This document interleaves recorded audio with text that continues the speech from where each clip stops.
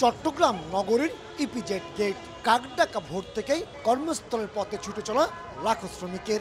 দেশের অর্থনীতির চাকা সচলে তারা ঘাম জড়াচ্ছেন দিন রাত। বাণিজ্যিক রাজধানীর প্রতিটি শিল্পাঞ্চলে গত কয়েক বছর ধরে এটি চিরচেনা চেহারা। আন্দোলন সংগ্রাম এড়িয়ে নিরবিচ্ছিন্ন উৎপাদন চলছে প্রতিটি কারখানায়। আজ থেকে অন্তত 40 বছর আগে আজিম মান্নান এবং দেশ গার্মেন্টস দিয়ে বন্দরনগরী চট্টগ্রাম থেকে শুরু হয়েছিল তৈরি পোশাক শিল্পের। তবে সময়ের সাথে পাল্লা দিয়ে চ্যালেঞ্জ মোকাবেলা করে এখানকার গার্মেন্টস শিল্প এগুতে পারেনি।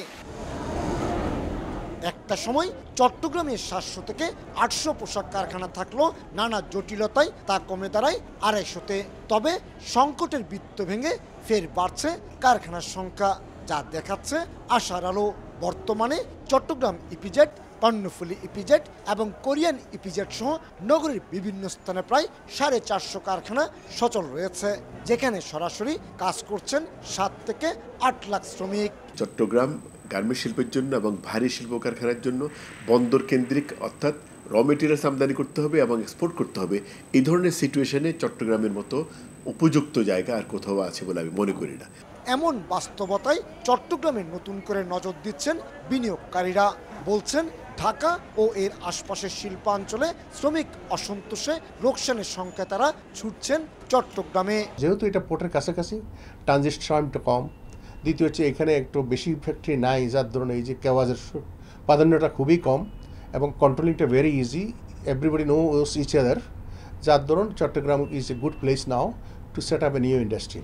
ঢাকার শ্রমিক সংঘাতের আজ চট্টগ্রামে লাগতে না দিয়ে শিল্প পুলিশ যেমন চমক দেখিয়েছে, তেমনি বিনিয়োগে আগ্রহীদের নিরাপত্তা নিশ্চিত সাজানো হচ্ছে কর্মপরিকল্পনা।